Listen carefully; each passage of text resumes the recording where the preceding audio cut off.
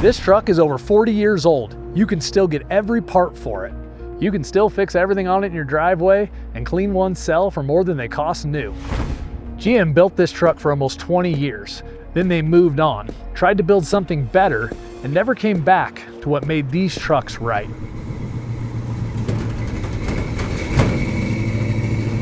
In 1973, GM needs a new truck. The one they've got, the second generation CK, has been on the market since '67. It's fine, it sells. Nobody's writing poems about it, but the competition is moving, and GM wants something that feels like a leap forward. What they came up with was the third generation CK. The truck the world would call the square body. GM called it the rounded line internally. The design guys saw curves, nobody else did. This was the first GM truck ever tested in a wind tunnel, first one developed with computer-aided engineering. They made it better anywhere they could measure it, and then they wrapped it all in this shape that just worked. Nobody looked at this truck in 1973 and said that's going to be an icon. It was just a good truck. Sat on the lot next to everything else, and people bought it because it looked right, the price was right, and the salesman didn't have to try very hard. That's what I like about this thing. GM wasn't swinging for the fences. They were just building the next truck. But underneath the four-wheel drive K-Series, if GM built something they'd spend the next 40 years walking away from.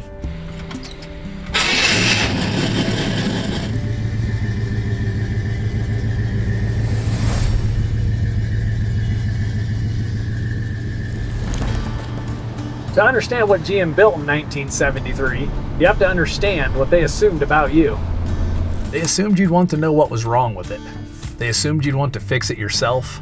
They assumed if you needed four-wheel drive, you'd want to decide when, not ask a computer for permission. They assumed if the window needed to come down, you'd reach for the handle. They were designing for the person sitting in the truck, not the lawyer reviewing it.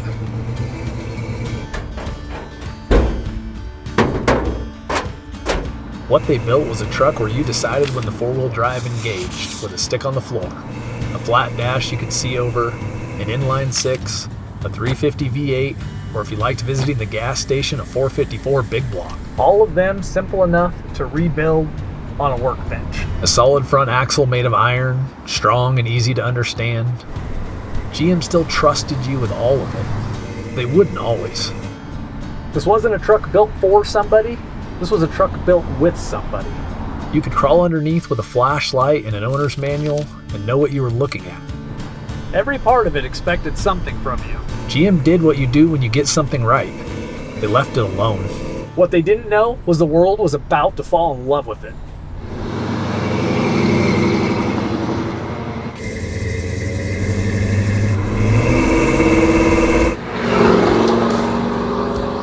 A truck generation usually lasts 5 years, maybe 7 if it's printing money.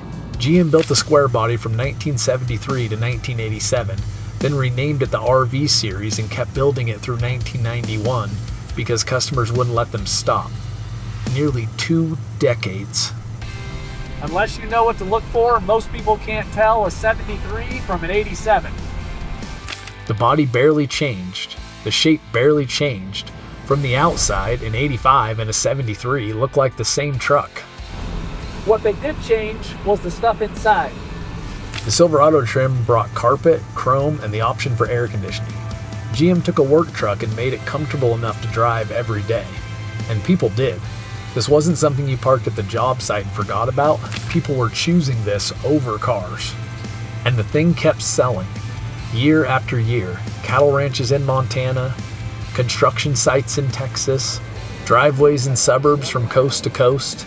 GM didn't need a marketing campaign, they just needed people to tell their neighbors. Old Blue is an 85, a K-Series, right at the peak of the run. By the time GM built this one, they'd had 12 years to get it right. 12 years of the same basic truck, refined a little bit every year, never reinvented, just dialed in. By the mid-'80s, the square body wasn't a truck you noticed. It was just there, like a mailbox or a stoplight. It was part of the landscape. GM didn't see a finished truck. They saw a starting point.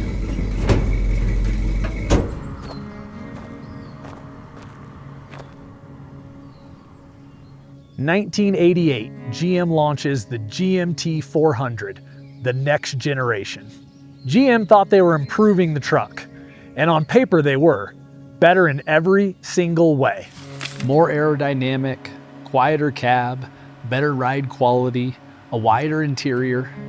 Everything the focus groups asked for, GM delivered, but somewhere in all that progress, they started building a different kind of truck. They dropped the solid front axle, the thing that made the K-Series what it was. Replaced it with independent front suspension, smoother ride, more refined, better in every way that a person who never leaves pavement would care about. And the axle was just the start.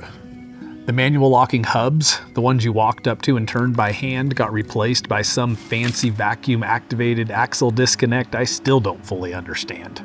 The interior added electronics and modules, more things between you and the truck.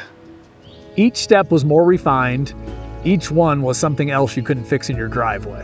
The GMT 400 sold well, really well, and most buyers probably never noticed what was gone, but some people did.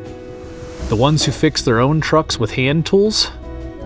The ones who liked opening the hood and knowing what they were looking at? The ones who didn't want a computer between them and their truck? They noticed. GM tried to build a better truck, and by most measures they did, but they lost something in the trade that no spec sheet could capture.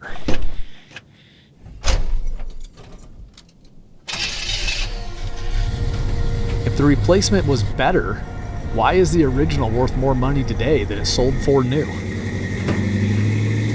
What happened next should have been simple. The old one goes away, people move on. That's how it's supposed to work. A square body was a normal truck at a normal price. You didn't finance one for 7 years, you just bought it and drove it. Square bodies right now average around $30,000, and that's the average, not the ceiling. A near stock 1987 Silverado with 67 original miles on it sold on Bring a Trailer for over $150,000. For a truck GM stopped building before most of those buyers were probably born. And then there's the aftermarket. The parts catalog for this truck is so deep you could practically build one from scratch. And that's not hypothetical. The company called Square Body Headquarters is doing exactly that. All reproduction sheet metal, brand new panels freshly stamped. Somebody looked at the tooling cost and said, yeah, people will buy this. And they were right. Reproduction sheet metal doesn't happen to a truck. That's a Mustang thing. That's a Porsche thing. It doesn't happen to a pickup unless the pickup was something nobody could let go of. This isn't what's supposed to happen to old trucks. This is what happens when something gets it right and the world figures it out. None of that explains why I'm still driving one. This is Old Blue, 1985 K-Series. I put a coolant reservoir in it this morning. I drove it through town. I drove it on dirt. And now I'm standing here watching the sun go down with it. That's not nostalgia. That's a truck from 1985 doing exactly what it was built to do. There's something about owning a vehicle that you understand completely. You can open the hood and actually know what you're looking at. A problem isn't something you schedule with a dealership. It's something you solve on a Saturday. That's what GM built. The last time a major manufacturer trusted the owner to be part of the equation, and they didn't even know how rare it would become. People ask me why I drive something this old when there are trucks with heated seats and backup cameras and 400 horsepower sitting on every lot.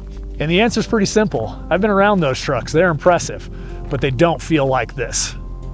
GM has built a lot of trucks since the square body. Every one of them more capable on paper than the last. More power, more technology, more of everything. But none of them feel like this one, and they never will again. Next time you see one driving by, it won't feel like part of the landscape anymore. If you enjoyed this episode, subscribe to Off-Road America for more.